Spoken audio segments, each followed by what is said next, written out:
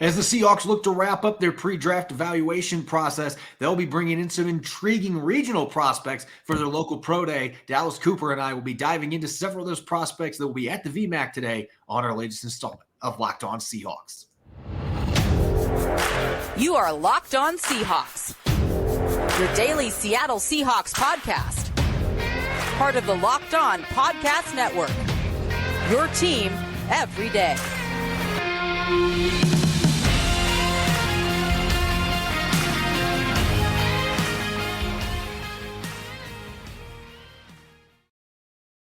Greetings, 12. This is Corbin Smith, host of the Locked On Seahawks podcast, your daily Seahawks podcast, part of the Locked On Podcast Network, your team every day. Glad to be joined for our Thursday episode by my co-host, Dallas Cooper, and a special thanks, as always, to all the 12s out there for making Locked On Seahawks your first listen 5 days a week. We're now 2 weeks away from the 2023 NFL Draft, so we'll be taking a look at some of the regional prospects that will be visiting the Seahawks for their local pro day today, and we'll be checking out the Seahawks depth chart on defense, where things stand along the defensive line, linebacker, and in the secondary. Plus, we'll be taking a look back at John Schneider's previous 13 drafts and where the sweet spots have been at on offensive position groups, where they've been able to find the most success at each of those groups, finding talented players to add to their roster. Jam-packed episode, so let's get to it. Now for your lead story here on our Thursday edition of Locked On Seahawks.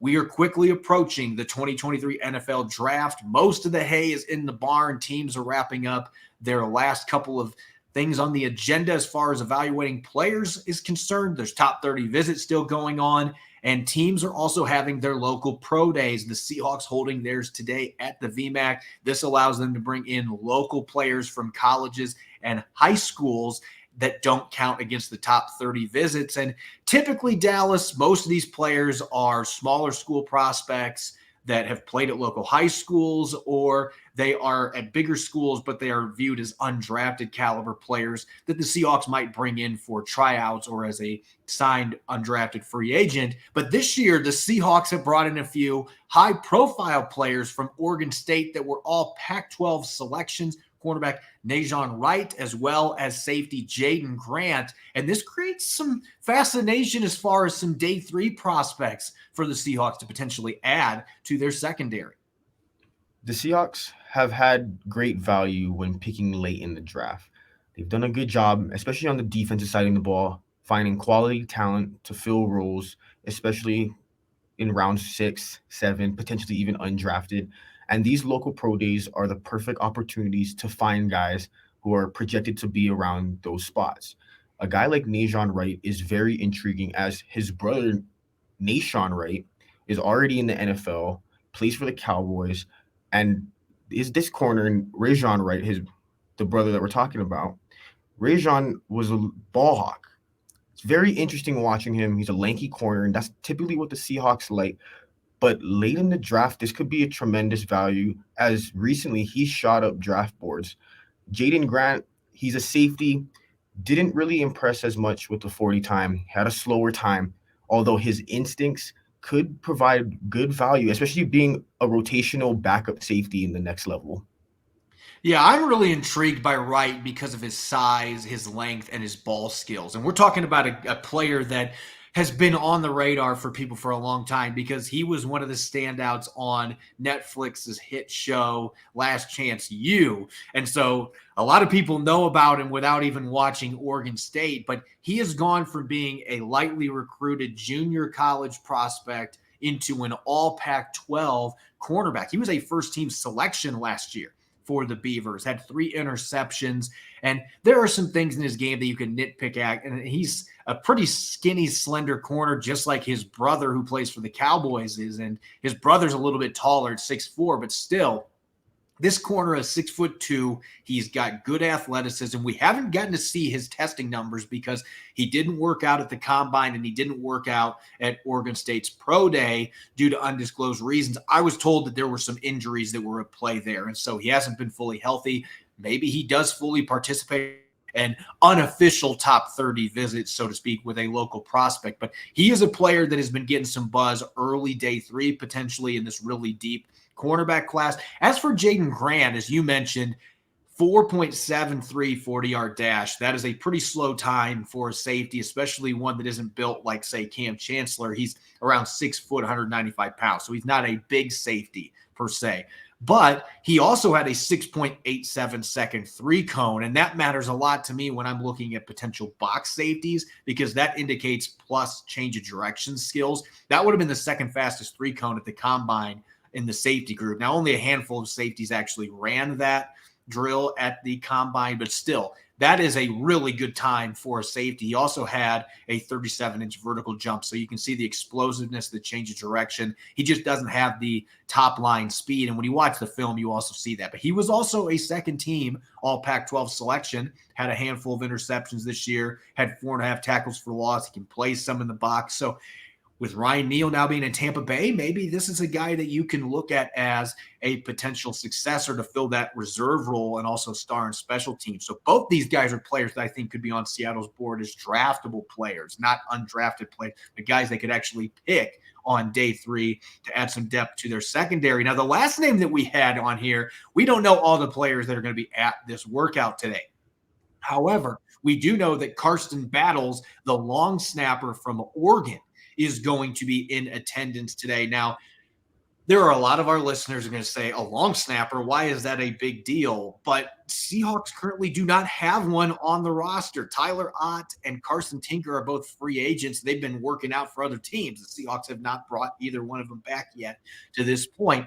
I would be surprised if one of those players is not re-signed, but they could be looking towards bringing in a rookie. And Battles is a guy that is very battle-tested. 61 games at Oregon dating back to 2018, where he has been the primary snapper on field goals, extra points, and punts. So he's got a ton of experience. He's viewed as one of the better long snappers in college football. So that might be a name that ends up resonating from this local pro day as an undrafted player. I would not see them drafting a long snapper, but he might be one of their priority signings because they currently don't have anybody on the roster. And Dallas, that is a very important position that just doesn't get a lot of attention unless you mess up. I love that last part that you brought up. It gets absolutely zero attention until you mess up. And when you do mess up, when the field goal unit's on, typically those are big situations when you really need those points. And long snappers, they really are important. Often overlooked, but as you said, the Seahawks currently don't have a long snapper on the roster. I think they're probably going to be looking to bring in a couple of rookies, start a competition in training camp. Maybe you re-sign one of those guys back and you just have a training camp battle and let the best man win. If a rookie wins, now you have a long snapper for a long time.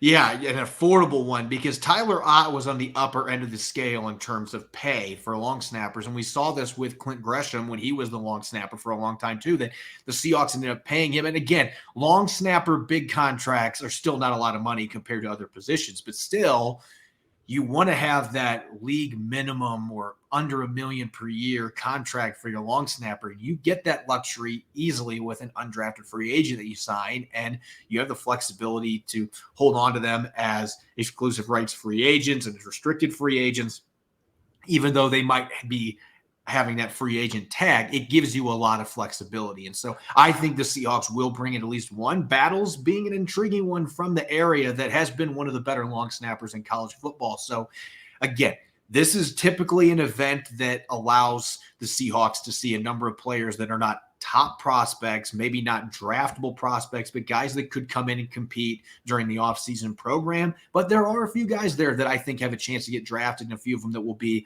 priority free agents. We don't know other players that are there as well. There could be a few other players from Washington, Oregon, and Oregon State, some of the other bigger programs in the region that would be set up to potentially be drafted. And so it is an important part of the process, and it's always near the tail end, and it gives the Seahawks a chance to continue evaluating up to a few weeks before the NFL draft arrives. Coming up next, we're going to check out Seattle's defensive depth chart. Now that free agency is basically over, aside from a few small signings here and there, we're going to check out where things stand along the defensive line, linebacker, and in the secondary coming up next year on our Thursday edition of Locked On Seahawks.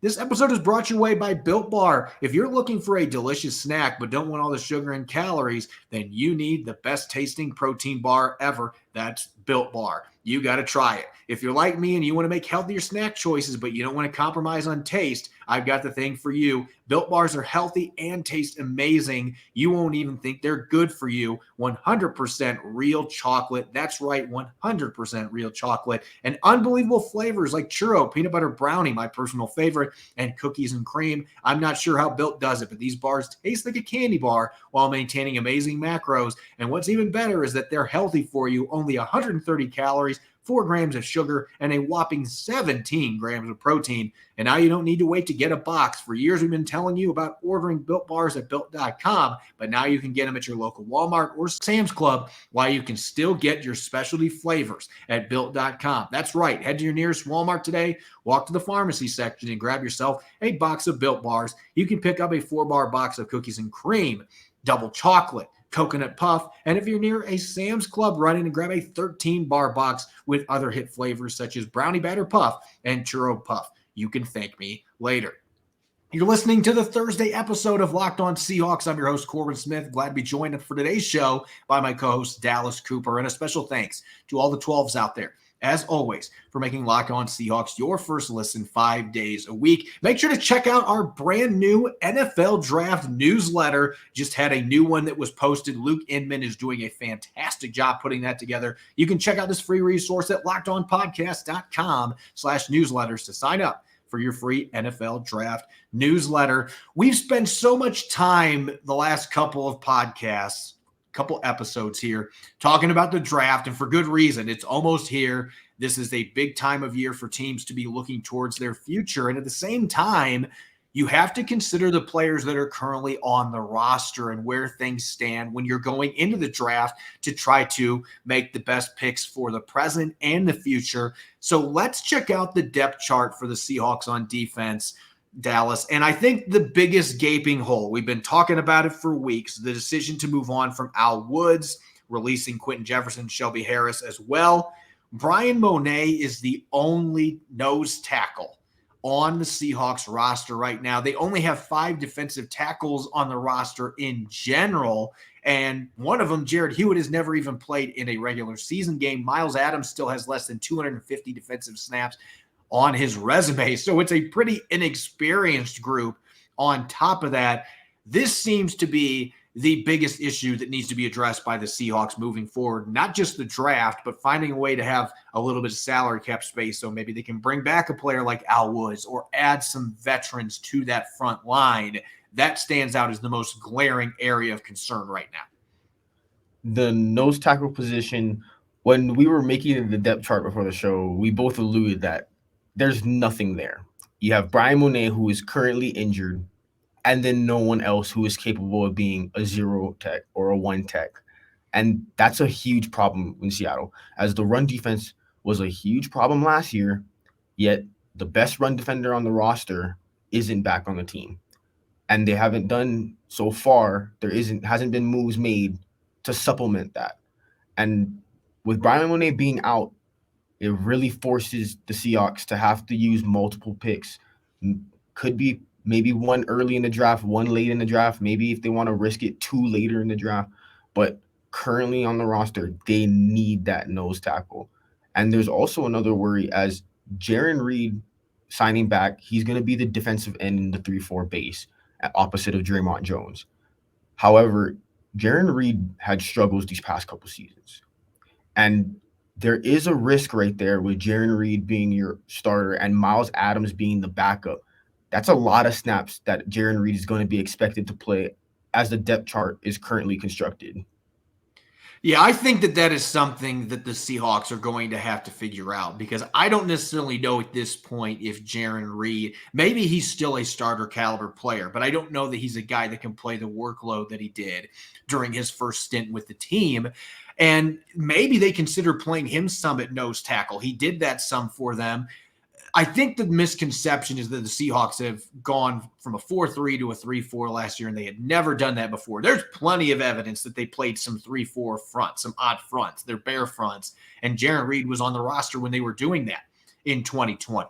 So he has some experience playing at the nose tackle position. I just don't think that's the best spot for him. So maybe he can give you some snaps there, but unless they bring back Puna Ford or an Al Woods or somebody like that. Shelby Harris can play nose tackle as well.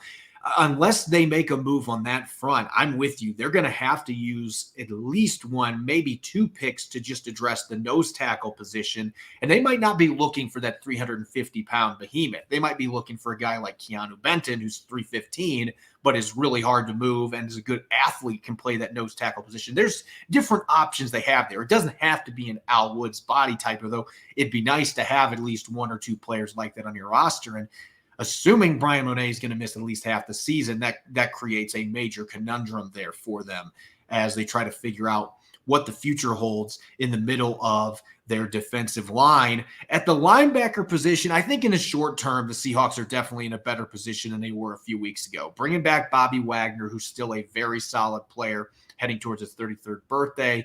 Devin Bush is the wild card in all this. We saw the talent from him with the Pittsburgh Steelers as a rookie, a top 10 pick. Then he suffered a torn ACL. He has not been the same player the last couple of years. And Jordan Brooks, like Brian Monet, we don't know when he's going to be back, coming back from a torn ACL of his own. That's another wild card in this. There are certainly still some question marks, but I think bringing back number 54 and signing Devin Bush, a guy who has started a lot of games and still only 24 years old, it at least provides some optimism in the short term that they're going to be able to weather the storm at least till Jordan Brooks gets back. I'd be surprised if they don't add another linebacker to this group in the draft as well. Wagner provides exactly what they needed, especially for the season. As you said, losing Cody Barton in free agency, Jordan Brooks injured, you needed stability at the linebacker spot. Yeah. And yes, you brought in Devin Bush, and as you said, high potential, former top 10 pick, but there have been a couple years where he's struggled. And a lot of that has been due to injury. Therefore, you bring back Bobby Wagner, and that proves your linebacking core is stable, at least enough to get away with it until Jordan Brooks comes back. And I think John Ratigan is another player to keep an eye on at that position group too, because the Seahawks are very high on him, and he had his own ACL injury last year. This has been a position group that has been plagued by knee injuries for whatever reason. But I think that they feel better, at least in the short term, than what they did when they lost Cody Barton. I mean, things were looking pretty bare. It was a bare cupboard at the linebacker position. And as far as the secondary is concerned, when this group is healthy, that is the big if here. Jamal Adams is coming off the torn quad tendon. He's had shoulder injuries. He's had finger injuries. You'd love to see number 33 just be able to play a full season healthy without getting banged up. But his playing style just makes that so difficult, especially at his size.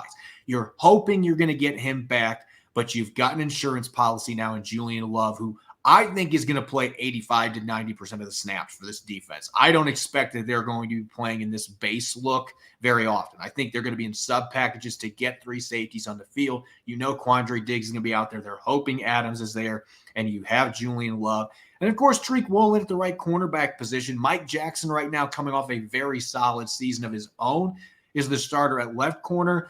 That might be the biggest thing here when we're looking away from injuries. I like what the Seahawks have at safety if everybody is healthy, even without Ryan Neal. And they like Joey Blount as well.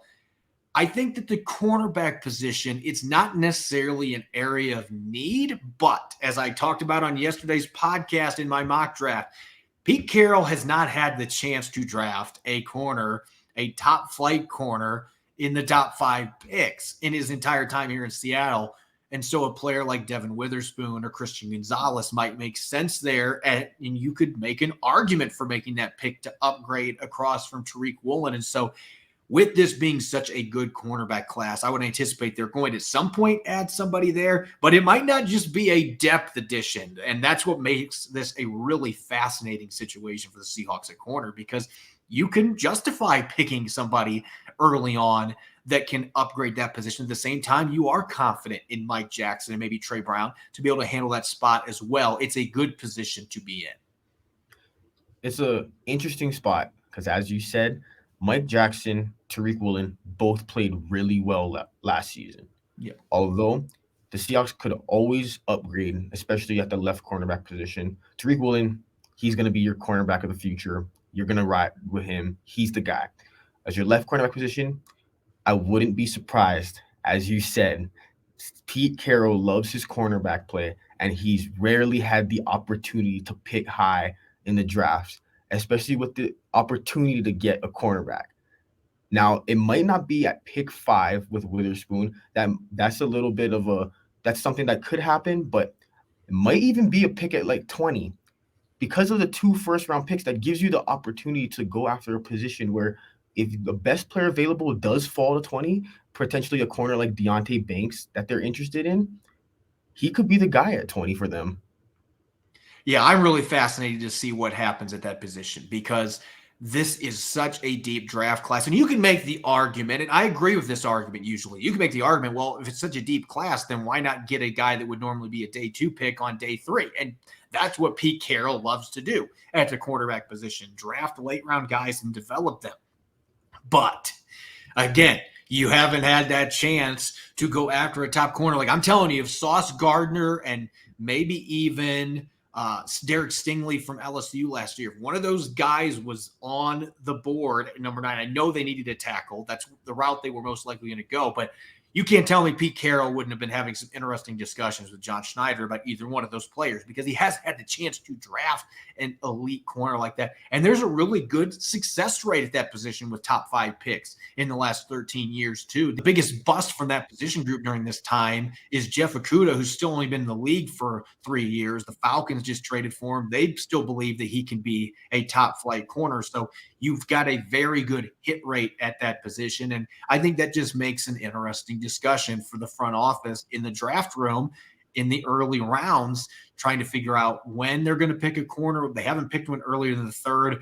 I would not be surprised if they end up breaking that trend this year and pick one a little bit earlier, even if it is not necessarily a position where they have to find an upgrade for their secondary. When we return, we are going to shift our focus back to the draft with a bit of a historical perspective. We're going to be looking at the sweet spot at each offensive position group where John Schneider and company have had the best success finding key contributors to add to the roster. We'll get to that next here on our Thursday edition of Locked On Seahawks. You're listening to the Thursday edition of Locked On Seahawks. I'm your host, Corbin Smith. Glad to be joined for today's episode by my co-host, Dallas Cooper. And a special thanks to all the 12s out there. As always, whether you're listening in nearby Alaska or across the country in New York, we greatly appreciate you making Locked On Seahawks your first listen 5 days a week. And for your second listen, don't forget to check out the Locked On NFL Scouting Podcast with the Draft Dudes. From free agency to the draft, salary cap management, and more, join NFL experts Kyle Krabs and Joe Marino as they take you through what it's like to build a successful NFL franchise every Monday through Friday. Find Locked On NFL Scouting with the Draft Dudes wherever you get your podcasts and on YouTube.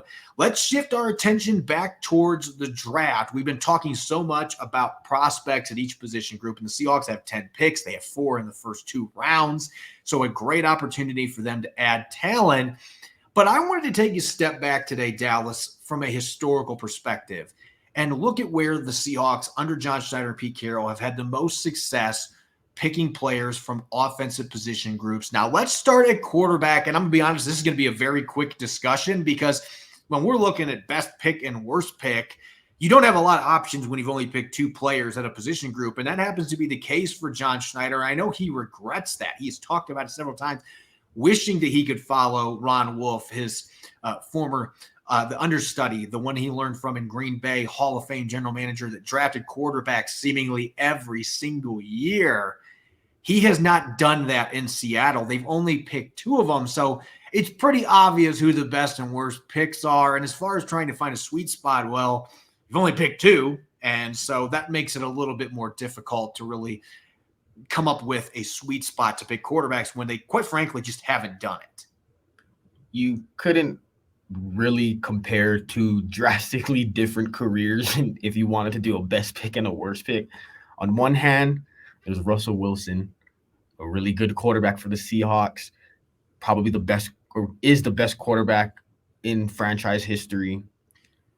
And then Alex McGaw was the backup quarterback. Not really, as you said, not much sample, but John Schneider, again, seems like day 2 is the spot for quarterback. But again, we can't really know because there's only 2 picks. Yeah, this is one that we can't necessarily have. I mean, we can discuss how great Russell Wilson was in his 10 years. He owns every passing record for the Seahawks. He was a Pro Bowler 9 times in those 10 years, had 1 second-team All-Pro selection, won a Super Bowl, led the team to another Super Bowl. And then Alex Magoo, poor Alex Magoo, I mean, he's a 7th-round pick. And most quarterbacks that are 7th-round picks have the same end story that he did. And he played on the practice squad, never dressed for a game for the Seahawks, dressed for a few games with other teams, but never played a single snap. And so he's never played a single snap in the NFL. That's typical of a 7th-round pick. So obviously, there's no other options here. That's your best pick and your worst pick. It's really difficult to say there's a sweet spot. I guess you could say day 2 because that's where Russell Wilson came from, but there's not a lot of data to work with. Now, running back, that is a much different situation. The Seahawks have picked over the years 12 running backs, and I think that it's pretty easy to say who the best pick is here. You can argue with me if you'd like, but Chris Carson as the 249th overall selection, a 2-time 1,000-yard rusher, more than 20 rushing touchdowns in his career, and he won some Player of the Month awards. I mean, for a 7th-round pick, he had remarkable success, even if his career ended shorter than he wanted to because of a neck injury. He was fantastic. And then worst pick, I went based on value here. 3rd-round picks, you're expecting those guys to end up becoming key contributors out of the backfield. And CJ Prosise, there were flashes, but you want to talk about a player that had injury issues. He just could not stay on the field. So to me, he is the worst running back that they picked just because of how early they selected him. There's been some other ones that didn't pan out in the draft. But really what I think is interesting, most of the position groups here, Dallas, you can kind of pinpoint, well, these rounds have been where the Seahawks have had the most success.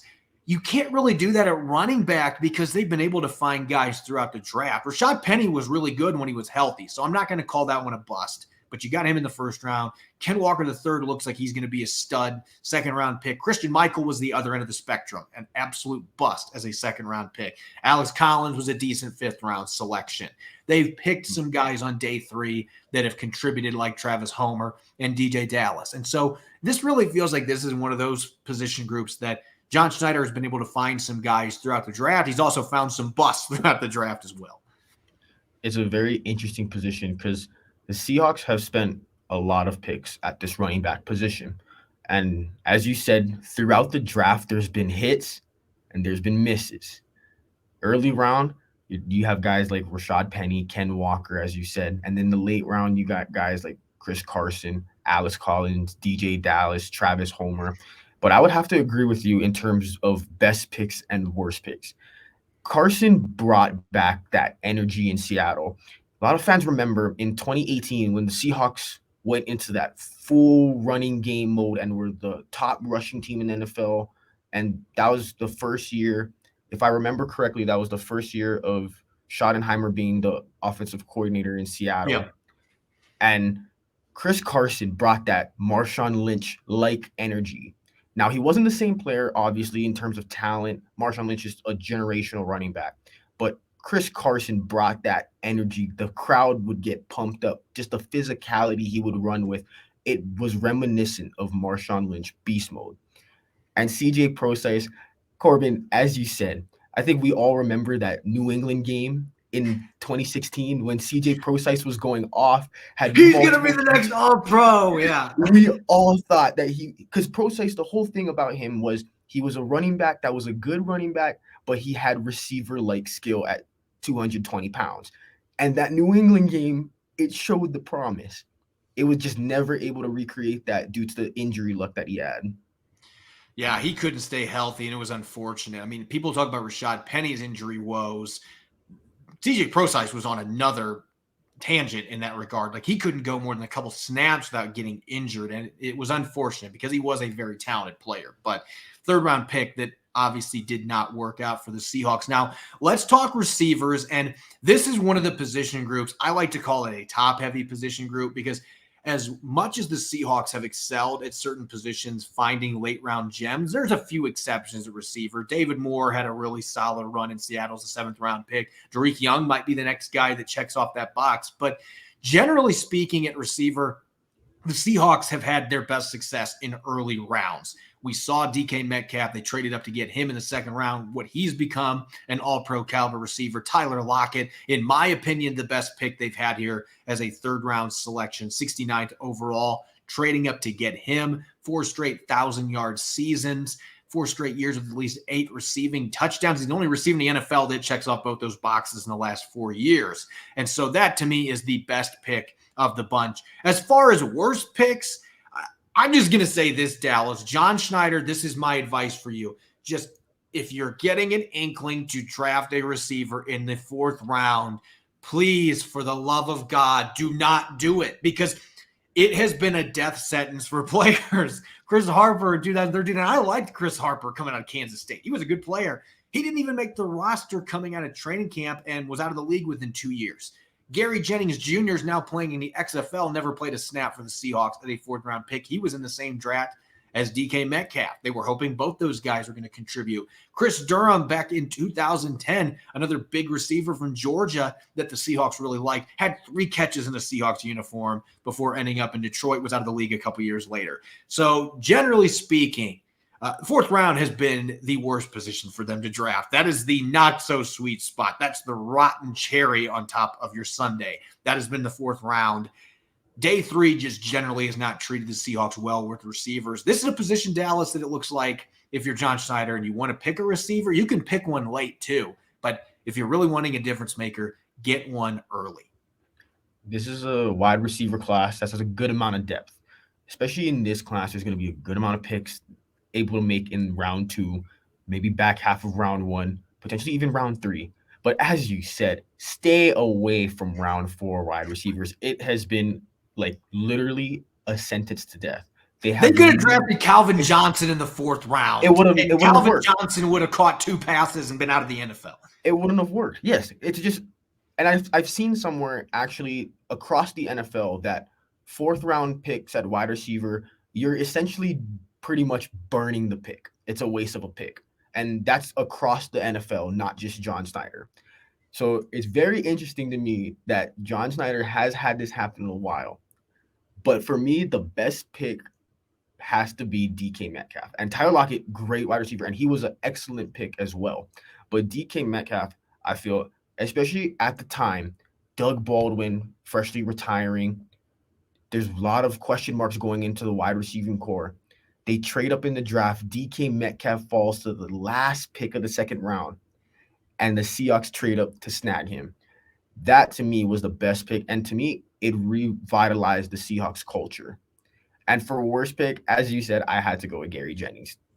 In the XFL, out the league after a couple of years, and was expected to do a lot, especially in the same draft as DK Metcalf.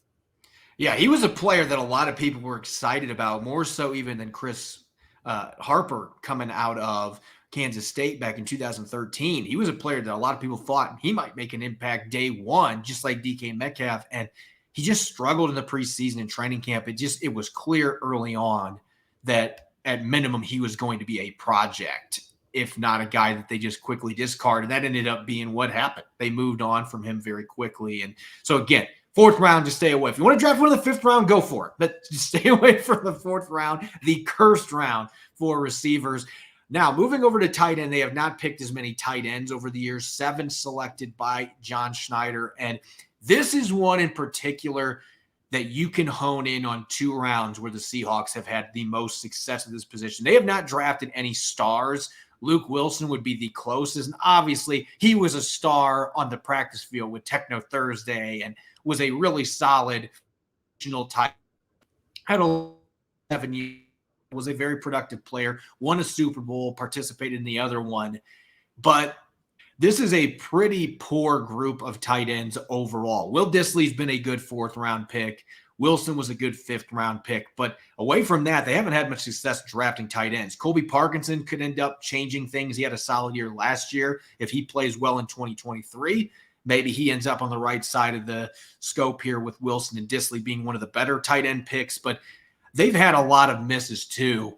Nick Vannett in the 3rd round. I haven't said that name for a long time. Really struggled, battled back injuries, wasn't productive, ended up being traded before his rookie deal was over with to the Steelers. Anthony McCoy looked like he was going to be a good player, and then he tore both of his Achilles tendons. Never was the same. So that was an unfortunate situation. But really, this has been a 4th and 5th round position, which I think is interesting considering the depth in this year's tight end class. That might be a sweet spot in this year's class for them to add a tight end to a group that's a pretty good one already right now.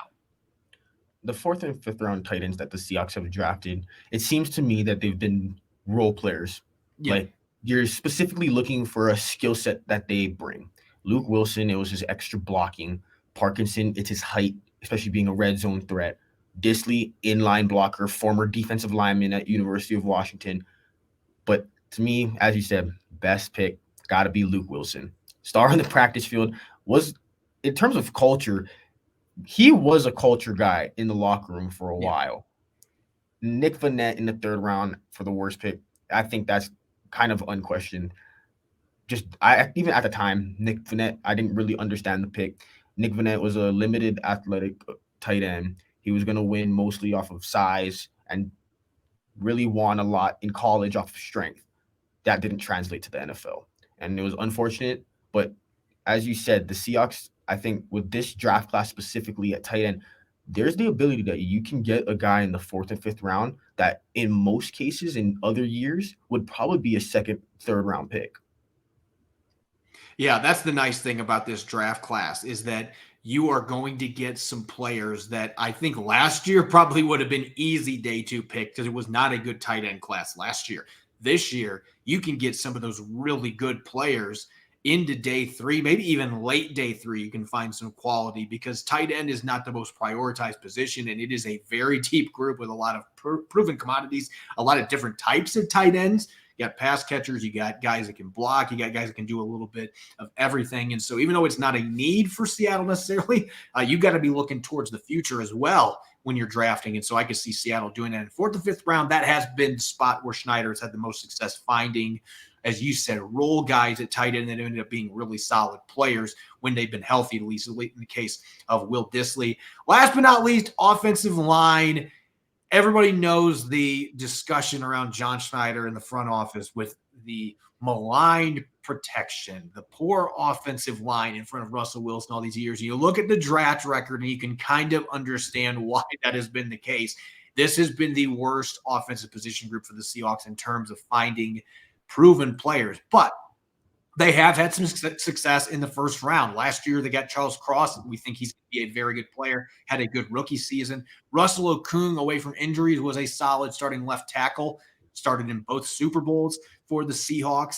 And even Germain Ifedi, and I know you and I do not agree on this one, but Germain Ifedi was a good starter, a solid starter. I'm not going to say good, a solid starter for 4 years. He was durable. He improved during his 4 years. I have seen a lot worse day 1 picks at the offensive line position, late 1st rounders than Germain Ifedi. And so maybe that just tells you what Seattle's drafting has been like, that he's, in my opinion, not one of their worst picks, but certainly he was not as bad, I think, as some fans think. My worst pick is John Moffitt. And when you are a day 2 selection that becomes more known for your public indecency charges than what you did on a football field, urinating in public, when you become known for that more than what you did on the football field, it probably is safe to say that your football career did not pan out. And so I think that that is easily the worst pick that they made in terms of value. A guy they picked on day 2 that was supposed to be a long-term starter, potentially a guard, that obviously did not pan out. But it seems like when you look at Seattle's record, it's a lot like receiver here. They've had a lot of their success drafting early, particularly in the 1st round. Day 3 selections, they have had very few guys that have made much of an impact along the offensive line. The offensive line, as you just stated, this is a position where the Seahawks have had great output when they've used premium picks as the input. The Seahawks, what they've been able to do with their 1st round picks on the offensive line has been actually really good. They got Russell Okung. Now, he would be my best pick. He's my best pick along with you. But for my worst pick is you had John Moffitt. And I was debating between a guy, James Carpenter or Germain Ifedi. James Carpenter, as you stated before the show started, we were talking about this, had to switch positions, was constantly out of shape and showing up to camp out of shape. Therefore, before his rookie deal even was over, was drafted in the 1st round to be a tackle, had to move to guard. But for me, my worst pick has to be Jermaine Fetty. And I don't think it's necessarily specifically the player, it's the context. This was after multiple seasons of Russell Wilson was running for his life. The Seahawks offensive line was struggling, and Jermaine Fetty was needed. You needed a tackle to come in, especially in the first round. And Jermaine Fetty in that draft was not projected to be a first round pick, was not projected to be a second round pick. A lot of people projected him to be a third, fourth round pick, and was drafted really high because of his athletic tools. As you said, he developed later, but to me, I think in terms of value, that was one of the misses of John Schneider. Yeah, and a lot of people would agree with you. I just don't necessarily think that he was as bad as what a lot of fans think. He became a punching bag because of the way that offensive line played, and they had a lot of other issues on that offensive line. And he ended up doing some decent things when he went to Chicago for a brief while too. So he's had a solid NFL career, but first rounders, you're hoping you're getting difference makers and long-term starters. That ended up not being the case there. And so I guess you can make arguments on both sides of the coin. But generally speaking, Seattle has had the most success in the first 3 rounds. Damian Lewis and Abe Lucas being 2 recent ones that were day 2 picks that did well. First rounders, a little bit better hit rate. They have found very little on day 3 with the exception of J.R. Sweezy, who was a defensive tackle that they moved to guard in the 7th round. That would be one exception, but most of their day 3 picks haven't even lasted on the roster on the offensive line. So it's been tough sledding for the Seahawks to draft and develop players in that regard. As always, you can follow me on Twitter at Corbin Smith NFL. You can follow Dallas at Dallas C. Cooper. Subscribe and follow Locked On Seahawks on YouTube and all major podcast platforms to ensure that you don't miss a single episode. Coming up on tomorrow's Blue Friday episode, I'll be joined by Nick Lee, and the two of us will be playing What's the Odds, looking at free agency production for the players the Seahawks have signed this offseason. You won't want to miss it. Enjoy the rest of your Thursday, and thanks for listening. Go Hawks.